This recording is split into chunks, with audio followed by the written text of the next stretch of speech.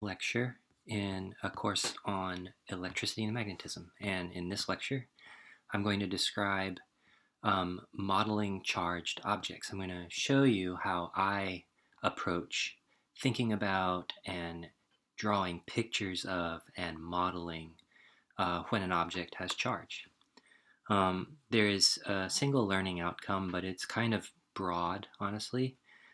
So hopefully after this lecture is done, you'll have some tools to start building up the ability to use the basic difference between insulators and conductors to diagram and predict how charge may distribute without mathematics. And so this comment here, without math, is what I mean by conceptually. So instead of quantitatively, we won't say how much and how fast or any of these sort of quantitative things. We're just going to sort of get the idea. So using rules, using physics, but not doing any math. Or, yes. So, so this lecture is going to be split up into sort of two main ideas that honestly, while I draw you all these pictures and talk, these two things will sort of mesh together. But during the lecture, you'll see me describe what I mean by an insulator type material versus a conductor type material. And then while I'm talking about this, I'll have reason to talk about charge distributions. All right, so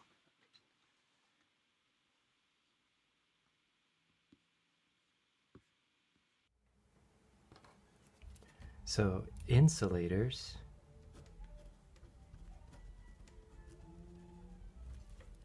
are one type of material, and conductors are sort of the opposite type of material.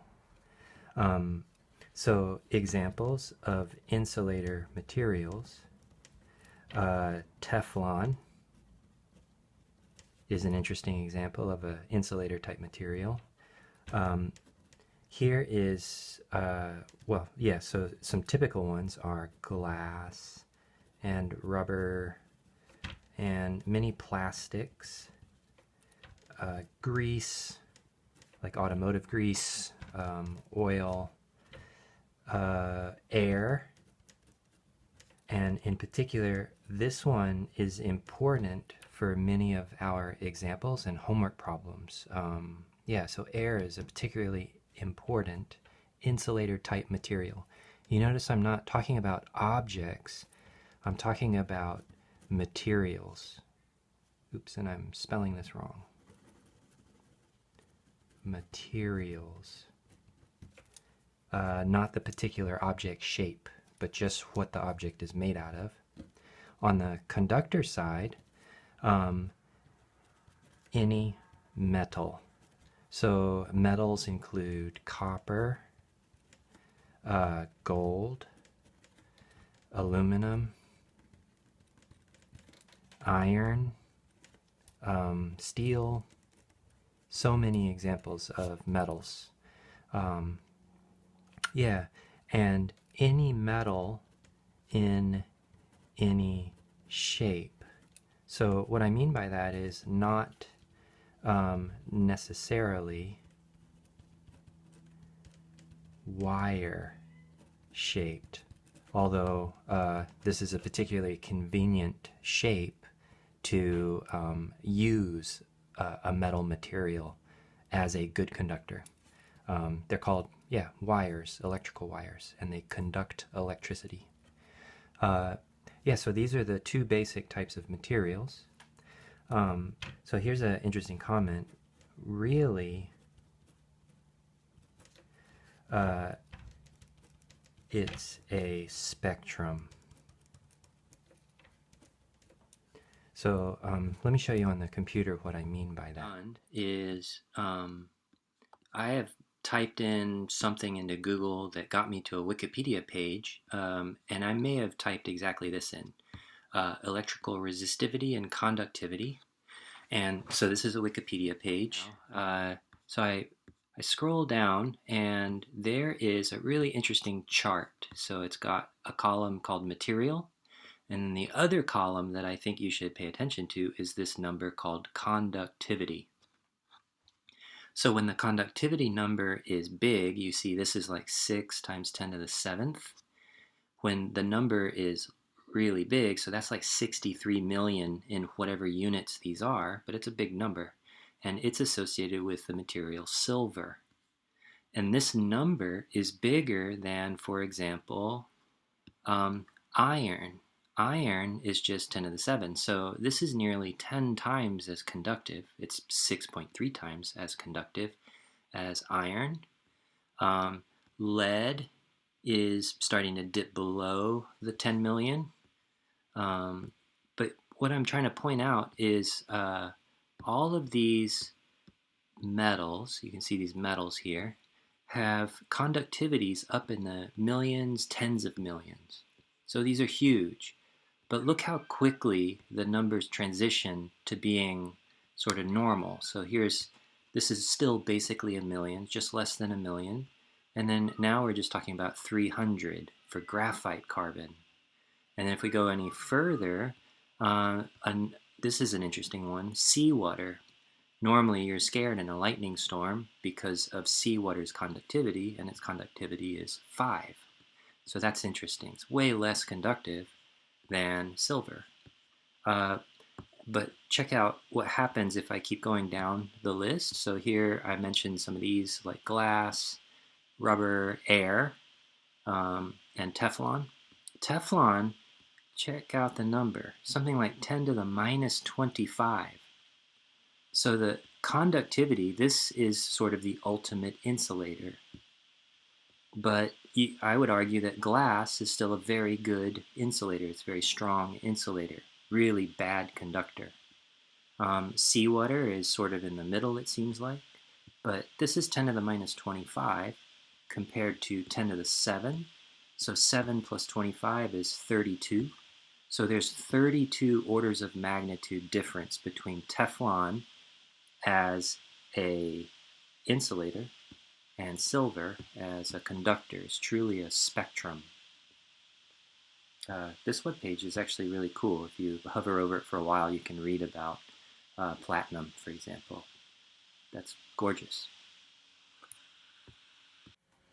So you saw my Wikipedia reference about the spectral nature of materials from insulator up to conductor. We saw some number like 10 to the minus 25 here, and we saw numbers up to about 10 to the 7th, right? This was Teflon, and this number was for silver. There's no reason for you to go memorize this. You could always check it on Wikipedia. Okay, so why do metals have large conductivity compared to insulators?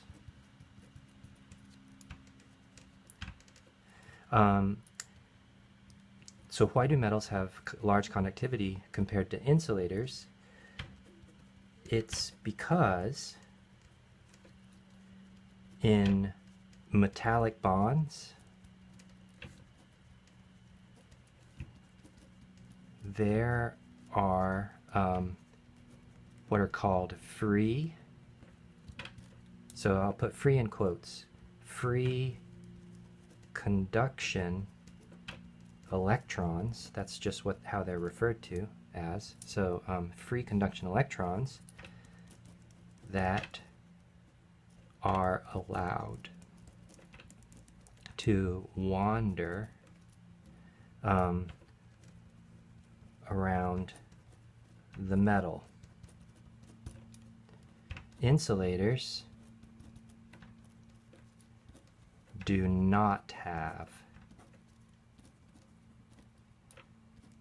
this. So this is the big difference. It's the free conduction electrons. So this is a very interesting big idea. And you know that we're talking about modeling charged objects. The modeling of a charged object starts by identifying, thinking about whether or not our object is metallic or insulator type. And if it's metallic, we can model the electrons on our object as free conduction electrons that are allowed to flow around. Whereas if we talk about insulators, we're not allowed to model it that way. We have to model insulators such that the electrons are all stuck. They're not allowed to move away from their nucleus. So you could take this as a set of modeling rules.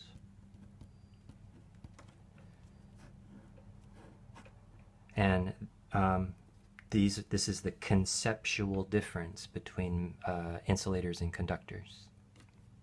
All right.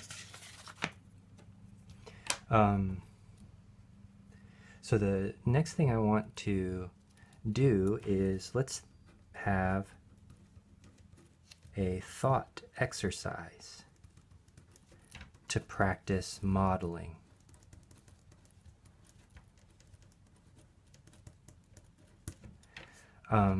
So here's what I'm going to imagine. Let's say that I have a piece of metal.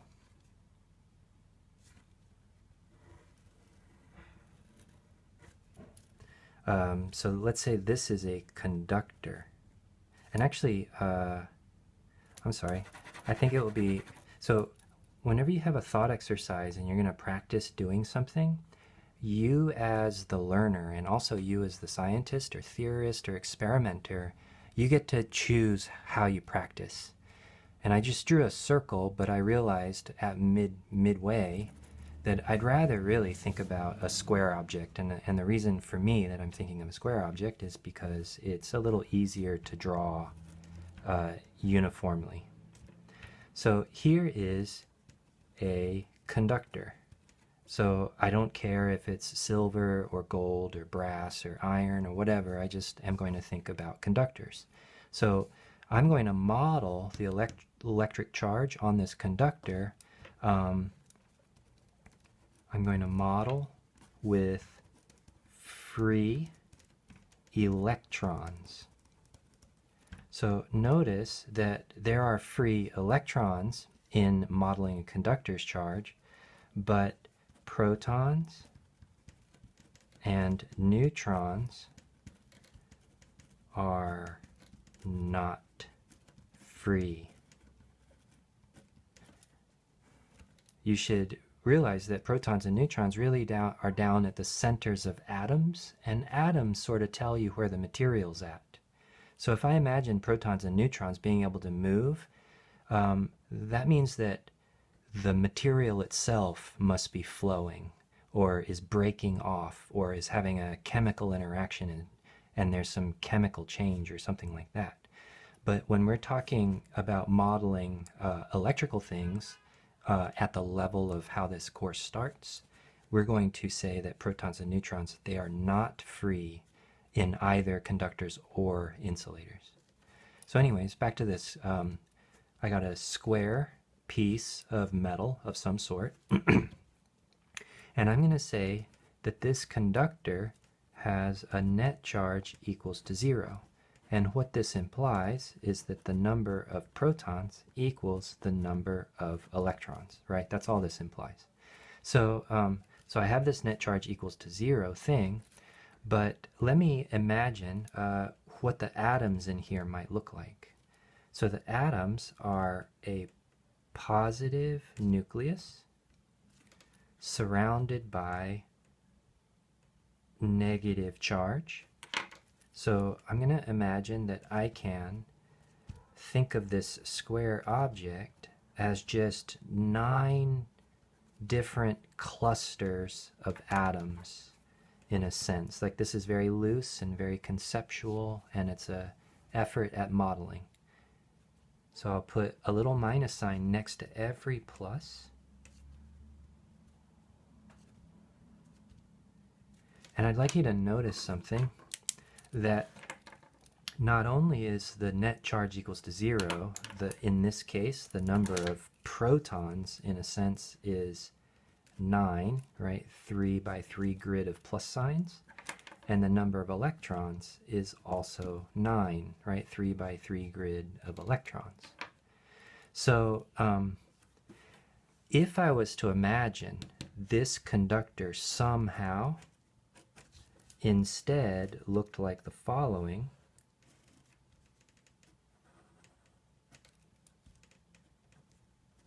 So remember, protons and neutrons don't get to move, so I'll draw the nucleus centers on a 3 by 3 grid again, kind of homogeneous. And I'm going to do something interesting. I'm going to take this little electron and imagine it having flowed over to here. So here's this,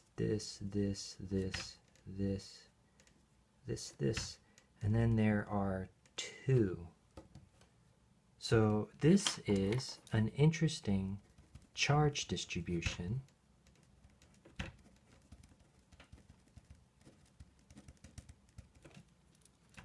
So I'll just comment that it's interesting. But because this is a conductor and the electrons are free, what will quickly happen here is the following thing. So if I look, there are 2 mini electrons down in this corner. And the repulsion will tend to, right, because these electrons are like charges and the like charges repel. It is true that both of these charges are attracted to this plus sign, but the repulsion is kind of the more important thing here. And so what these electrons want to do is spread apart. But if this electron tries to go over here, it'll start to repel this one. If it tries to go over here, it'll repel that one. If it tries to go over here, it'll repel this one. So what's going to happen is, if I just let this metal thing start off this way, very quickly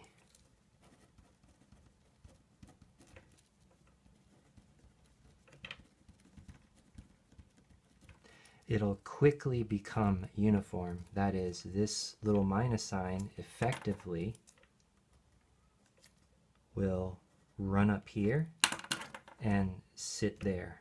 And what I mean by that is, in any sort of like normal sized thing, this will happen in a nanosecond.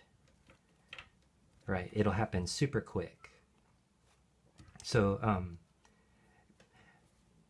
what's going on here is I am showing you how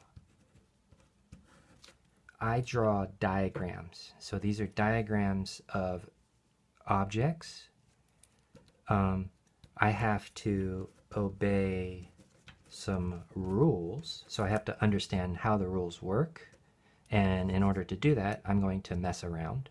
And here I am messing around. I just thought about taking this electron, imagining it not being there but being over here. So that's still 9 protons and 9 electrons, still Q net equals to 0. But this charge distribution is in some sense unstable because there are non-zero net forces on the individual charges in here. And so under the influence of the unbalanced forces in here, what's going to happen is the electrons are going to flow around very quickly, on the order of a nanosecond, and redistribute themselves around the protons. If this wasn't a conductor, right? Imagine it being more like an insulator. For example, Teflon. And if I imagine doing the very same exercise of taking one of the electrons of the Teflon block, pushing it over to the other side, this won't take nanoseconds. If it was an insulator like Teflon instead, so let's imagine it's an insulator instead, then it's not going to be quickly, it's going to be super slow. It's not going to be nanoseconds, it's going to be years. This is the idea. So I have some rules, and those rules tell me about how much time something may take. Is it very fast, like nanoseconds? Is it very slow, like numbers of years? Or minutes? Even a minute is a really, really long time. Conductors tend to redistribute the charge as necessary so that all of the net forces become zero. Conductors do this very, very fast. Okay, so let me move on. Here's an interesting scenario. So I'm going to split it up into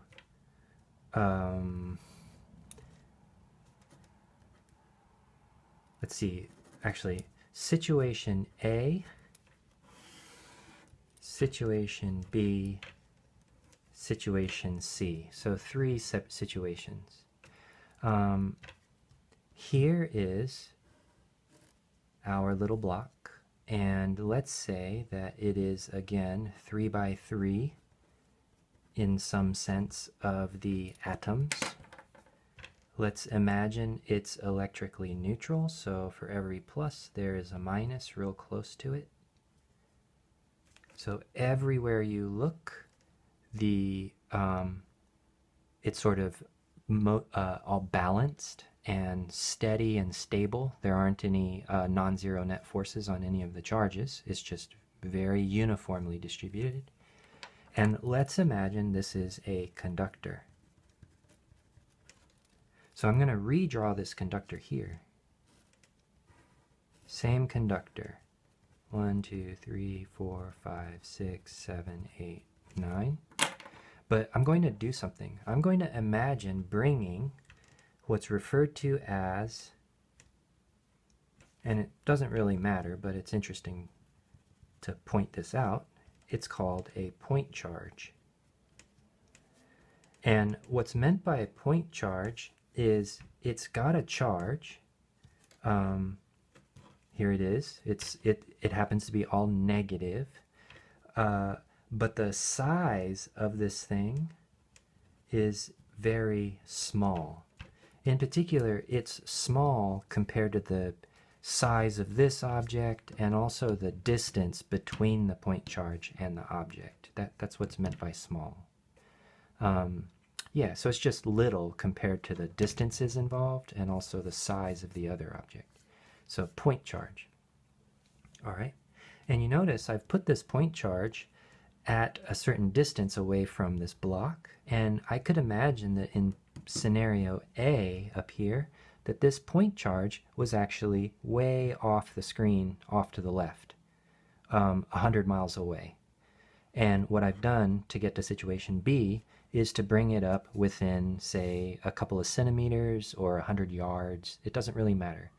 Yeah, but I bring it up closer. So now it's closer to this block, and this negative charge absolutely is attracted to all 9 of those plus signs, but simultaneously it's repelled from all 9 of the negative signs, right? Repulsion and attraction for opposites and likes. But because my little block is a conductor, these little electrons are free, right? Remember? So those little electrons being free means that I get to model with free electrons. But remember that part of the rule, the pluses do not move, right? So we're not allowing the protons to move at all, but the free electrons, we are going to allow them to move. So what are they going to do? Well, all of the 9 electrons are repelled from the point charge. So because it's a conductor, these little minus signs can move over somewhat closer to the right-hand side. Do you see this? So they're not going to pile up on top of each other, because don't forget that these things are all repelled. They're mutually repulsed from each other. But they do all get to sort of scrunch up over onto the right-hand side. And that happens until the net forces all go to zero, after which there's no reason for anything to move around anymore. This is the idea. So I've got, notice that very carefully, Q net is still 0. Q net was 0 before I brought the point charge close, and now that the point charge is here, Q net is still 0. And the idea is the electrons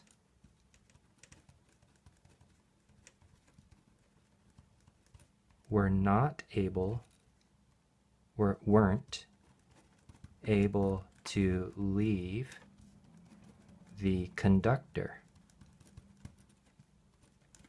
And the reason that the electrons couldn't hop off the conductor is because on the back side is all air. And air is an insulator. This is why I said it was really important that the insulating quality of air, this is important for homework and also tests, right? So air is not going to take on electrons easily, so you can just go ahead and say that air is not going to take on the electrons. So these electrons cannot conduct into the air because the air is an insulator.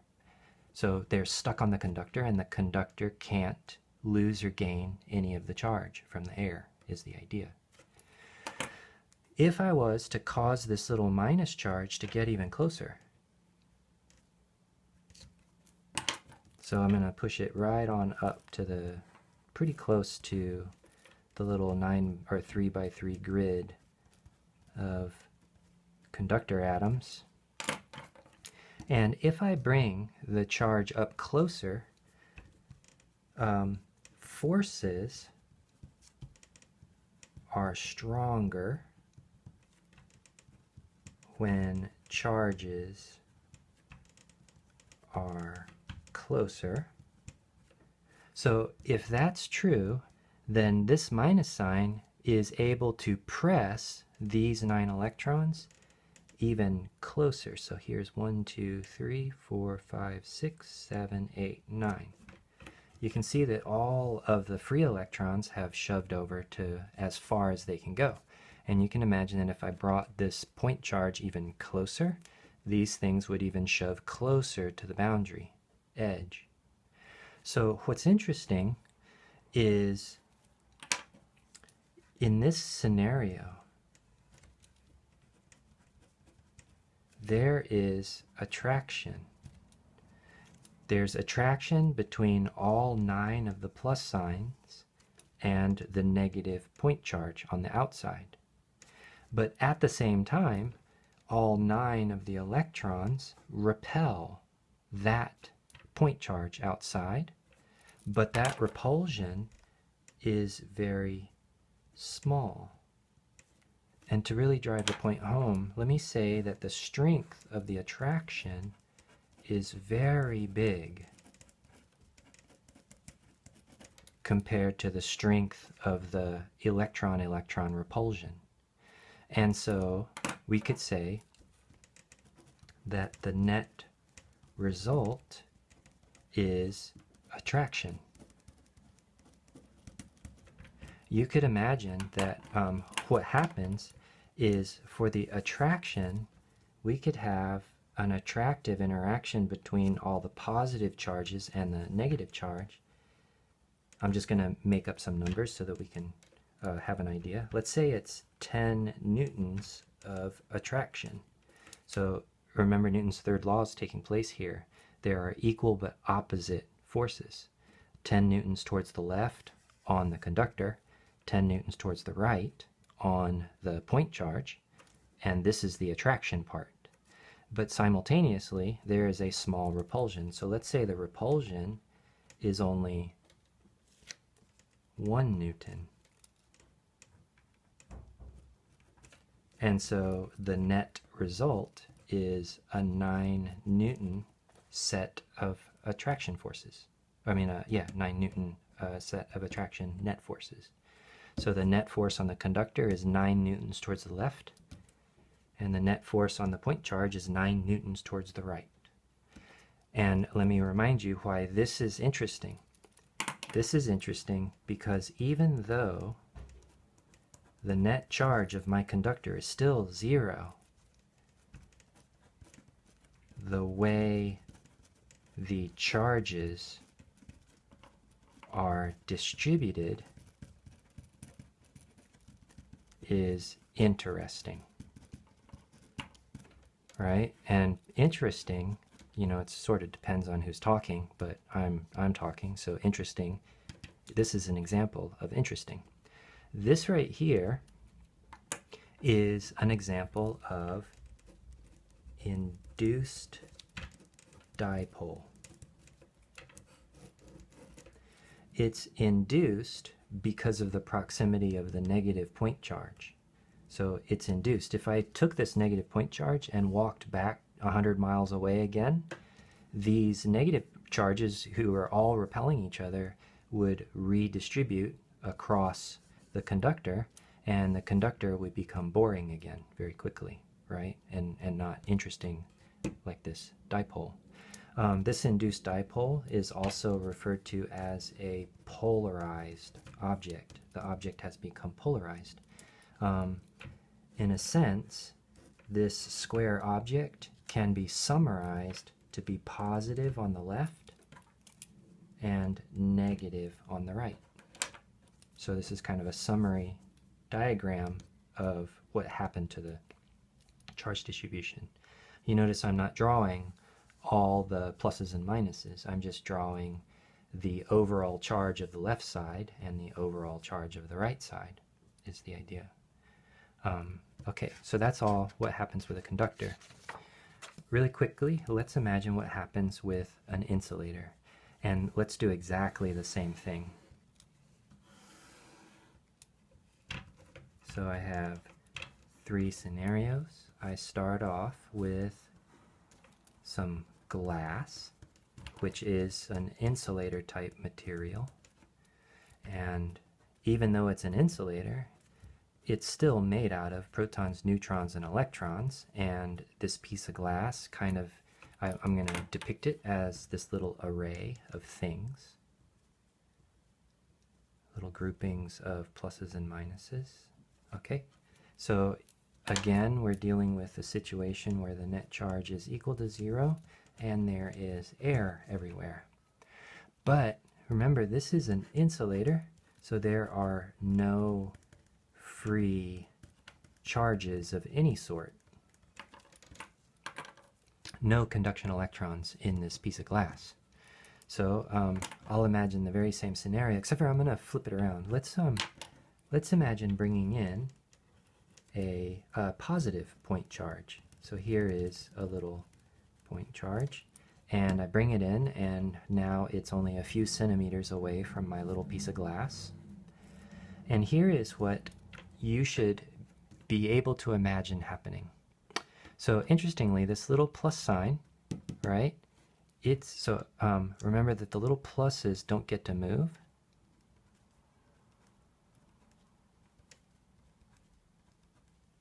So let me draw the array. This plus sign is repelled from all 9 of those plus signs, but this plus sign is attractive to all 9 of the negative signs. But because it's an insulator, I don't have any free charges, means that, for example, this electron way out on the right side is not allowed to drift all the way to the left like it would in a conductor, possibly. Instead, what can happen is every atom in the glass can slightly be oriented so that the electrons just sit always on the left side of the nucleus. So, in summary, like in the drawing before when I said there was a polarization summary, we could say that our little object, here I'll just draw the box again, so this is the glass box, it is slightly negative on one edge and slightly positive on the other edge. So a little bit positive and a little bit negative. And it is a dipole, but not as strongly dipoled as what might happen with a conductor. But it is a slight dipole. And if you were to bring this point charge a little bit closer, or a whole lot closer, then the little atoms will even further sort of elongate. And what you'll be looking at instead is a slightly stronger dipole. So I'll just draw the little minus sign a little further away in all cases. So the minus signs are just a little bit further away. And we might say that the summarization of the induced dipole in this case is a little bit stronger. So a slightly bigger plus sign and a slightly bigger minus sign. Truth is not that much bigger, but nonetheless it is a little bit bigger. And this is what would happen with an insulator. I just followed the rules and I drew diagrams and I thought about atoms, right? I thought about repulsion and attraction, and also separation. What I mean by separation is this is close and this is further away, right? So I just used some very basic ideas about how to model what happens to charge on an object. I was also able to keep track of the net charge of the object the entire time. In particular, what I kept track of was the fact that it stayed zero because the charge was not able to leave the material because the air is not going to take it. The air is an insulator. All right.